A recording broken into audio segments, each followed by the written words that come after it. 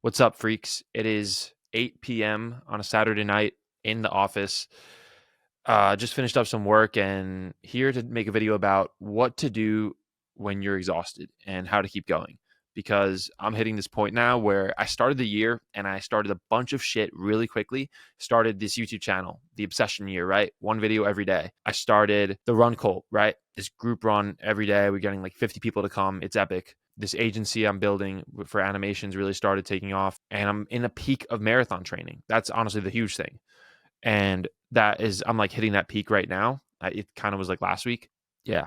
The like adrenaline I had to start the year is like kind of fading. And now it's just like, I have to go do the work when there's no endpoint. There's no like, it's just going to be the rest of my life. You can only go 100 miles an hour for a certain amount of time.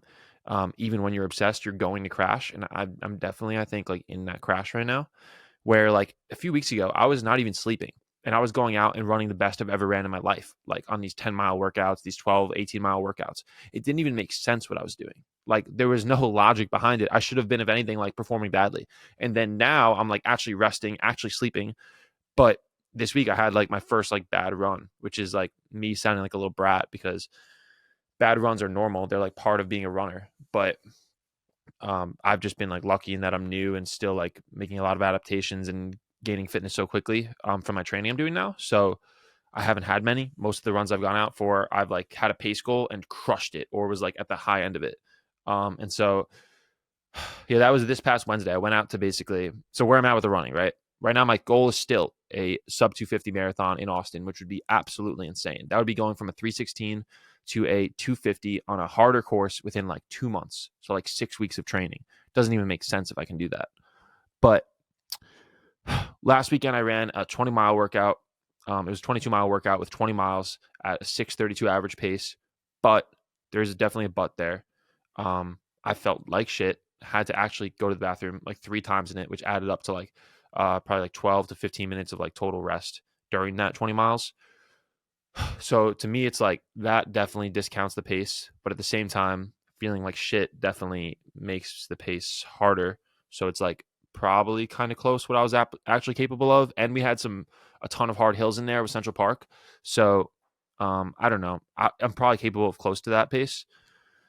And so a sub 250 marathon is a 6:29 average pace. So if I can hold actually 6:32 for 20, I'm definitely there. I'm like 100% there.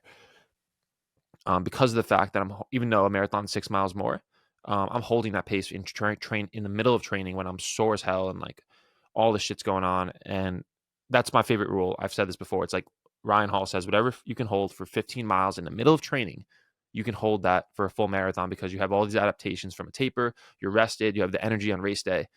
Um, and yeah, so everything was going great. And then on last Wednesday, I fucking had this 10K test workout where basically 6.2 miles full all out.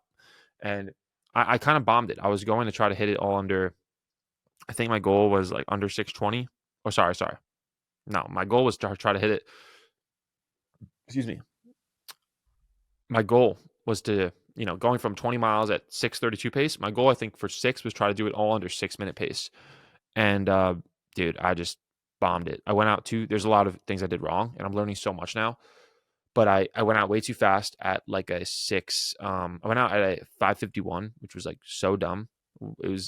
I went out at like a 5:51, which to me, like I was trying to be under six. I was like, that's where I should be. But no, it was way too fast. And I should have started a little above six, probably like 6:10, 6:15. And yeah, because after that first mile, I just felt crushed. And then it was just war to get through it. And I think I finished it at like a 6:18 average. It was not a good run. It was a really bad run. And so I've been a little depressed since then. I've been a little down. I've been just tired from all the work I'm doing. Doing these YouTube videos is hard. I'm a little behind on some of the videos. Yeah, I don't know. My rule is like I need to do 365 videos this year. It's tough because like if I wasn't doing the marathon stuff, I would just stay up all night until I'm done with the video. But like I have to sleep. I have to sleep or I'm gonna fuck up my training. And so it's like, and I have just work to do, right? And so it's like marathon training and YouTube editing. It's basically like 4 to 5 hours of the day, sometimes more, gone. So it's like trying to fit everything in and stay healthy has been tough. That's been my biggest problem on these long runs, and the thing I've messed up the most.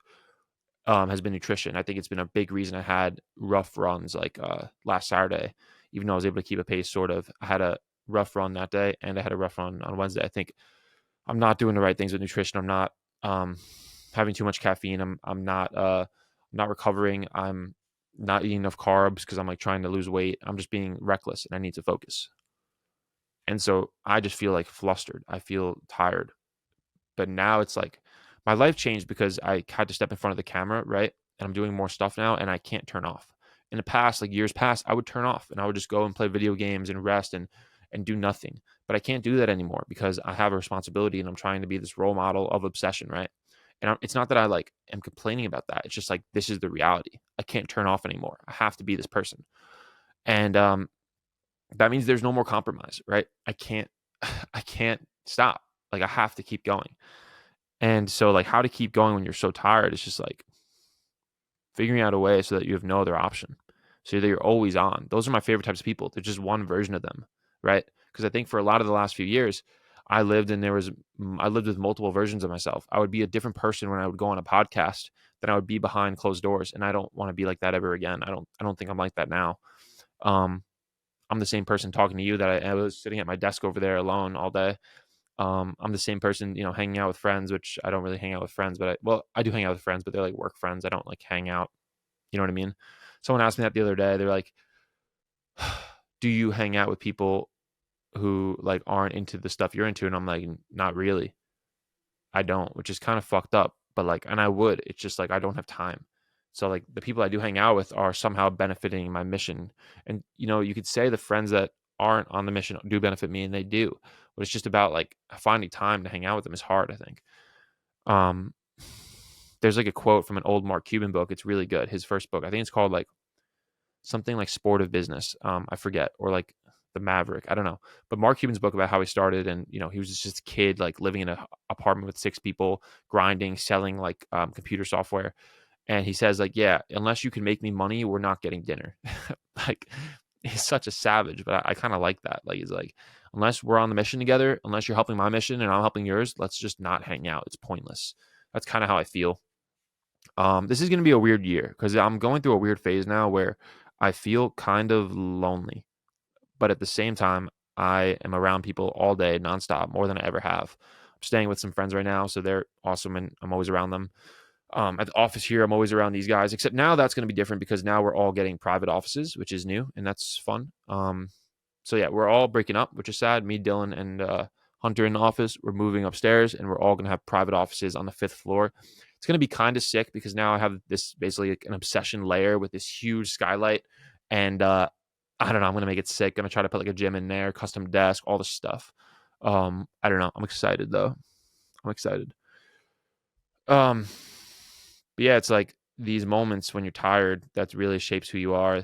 I think how can you persist through just the boredom, right? Like I had 3 weeks of excitement of doing this new stuff and making videos, and it's a new year and getting new opportunities, and now boom, now comes like the lull, the long valley that I have to get through now for basically until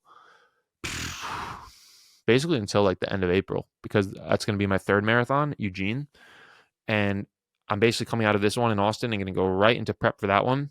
And then after that, like, then maybe I could like, I'll go into a short little off season from marathons, or just, it's really not an off season. It's just a longer prep until like probably a September marathon. So that would mean like I'll have May, June, July, August where I'm not racing in a marathon. And I feel like then maybe things can like mentally just become a little relaxed, a little. But until then, it's like I have to keep going. I have to crush these workouts. I'm running like 60 miles a week now. It's a lot of fucking running. It's an hour plus of running almost every day. And it's the first time where I haven't really wanted to run. Like this whole time I've loved it. I've loved every process of it. But now these easy runs, I'm going out and I'm like barely moving. I'm going like 10-minute pace, which is awkward because I freaking cut off the pace for the run cult at like 10 minutes. So now I might not be even, I might get kicked out of my own run cult, which is not good. But it's okay, actually. I talked to my coach. I talked to Jonah. He's like, you're fine. Go as slow as you need to on those days, that's reassuring because I was barely moving the last 2 days. I did easy runs. Both of them were 8 miles. I did them at like 9:30, 10-minute pace. And during them, I was like kind of suffering. I was like, oh, this is hard, which is so funny because I'm literally running like twice as fast tomorrow, trying to go like 6:20 pace. That's my big run tomorrow. I think it's a 4 mile warm up, and then um 5 miles at like 6:20, 5 minute rest, and then 5 miles 6:20 ish, 6:20 to 6:28 is like the range. Um, we're gonna see how it goes. I'm really excited. It's gonna be tough tomorrow. I'm going to the dark place. I'm going back in. I'm ready. I'm ready to re-enter it. It's tough because like I take so much time away from it in some ways. Like I don't think I've really gone into the dark place in like 3 weeks in some ways. Because the last time I did, I was with Johnny who paced me. It's hard to go into the dark place with someone else. Like you definitely do, but it's like it's different when you have a pacer versus you're alone. So different. Such a very different dark place. Like if someone holding your hand through it versus you're all alone, like trying to claw your way out. Um, and you have to think about your pace. You know, that's the hard part about going alone. When you do have a pacer, like you just get to rip and you just get to follow them and stay on their feet. So it's a lot easier. All that mental energy you're spending on your pace, all now just gets put toward running. And I think that helps. That helps you zone out for sure. Um, yeah, I don't know. This is it for the video today. I'm just documenting how I feel right now. I'm tired. There's a lot of cool things in the works. I'm really excited for this marathon. I'm going to try to start documenting a lot more now with the running, I think, leading up to it, because the running has completely consumed every aspect of my life. It's really hard to do anything else or think about anything else. And look, this is not healthy what I'm doing, right? Like I have isolated myself from the world basically because now I am treating myself like a pro marathon athlete, minus like the sour candy, which I'm going to stop eating. But it's like I have to, even though I bet you some pro marathoners eat sour candy, 100%. But I have to, there is a cost for what I'm doing, 100%. And yeah, I could be a little more lighthearted and probably have some more balance, but like it is a very dangerous sport. I wouldn't call it a healthy sport. I would call it it is a tough sport, I think, to compete in, right? It's like so much of your life, so much of your energy, so much time. But I fucking love it still. I love the opportunity to go out tomorrow and rip and see what I can do. I love the feeling after when I surprise myself and I do more than I was capable of. That is an extremely addicting feeling. And so I'm going to keep chasing that feeling for as long as I can until I get bored of it. And I don't think I'm going to get bored of it. I think I'm still new to this game and I have so much to learn and so much more to do. And, you know, I'm not going to win every workout anymore. That's just the facts. I didn't win last workout. So it's like, it's my win. I'm not undefeated anymore. I got defeated, and also it wasn't even that bad that workout. It was fine. Like it's not like I bombed and died. Like it was fine, but not every workout's going to be an insane win. I'm not going to get 30 seconds faster on my pace every workout. It doesn't fucking happen. That happens when you're brand new. So I don't know. I'm excited. I feel good. I'm like keeping down like 200 pounds, which is exciting. That means I should come into my race like right around 197, 195 probably. We'll see if I can dial it in really good. And yeah, the next few weeks are going to be exciting. I have one more week of hard running and then taper for the race, which is nice. That taper is going to do me, I think, really good. Probably taper and like try to cut some weight the week before the marathon, which would be great. And other than that, I'm feeling good. I'm ready. I think I'm this lull I'm in. I'm going to get out of it and get back to like the intensity and the adrenaline. But it's just tough, right? Like doing these videos is hard. Having the energy to edit and put something meaningful out into the world is hard. I'm still editing all myself. And I want to put out a lot more stuff. It's just like I only have so many hours in the day to edit and do the work I have to do still because I still have responsibilities. I'm not at the 100% art yet. I want to be at the 100% art. And that's 100% art. I mean, like I'm just running and making stuff all day and I'm not answering emails I don't want to answer or doing work I don't want to do, right? The goal is to get here. And I think I will get here really soon, like in the next, honestly, few months if I'm smart. But it's about turning down the opportunities that take me away from the art, right? Like someone asked me the other day, it's like they didn't like my stuff because they don't like hustle culture. And I'm like, this is not hustle culture. This is obsession. Obsession has nothing to do with hustle. It's actually the opposite. Hustle is all about work. Obsession is all about art. It should just feel like you're making art all day nonstop, and there should be no work or like friction to start involved. There should actually only be friction to force yourself to stop. That's the difference between obsession and hustle. They're completely different things. But it's funny because at the first like people who don't know my stuff, at the first view of it, it's like, oh, this is toxic. This is hustle culture, bullshit, hustle porn. And it is not. It is the opposite. Don't work hard. Work obsessively. There is a massive difference. I'm going to go to sleep. I'm actually going to go to the gym. It's like 8:22. Thanks for listening. Talk to you later. Stay obsessed.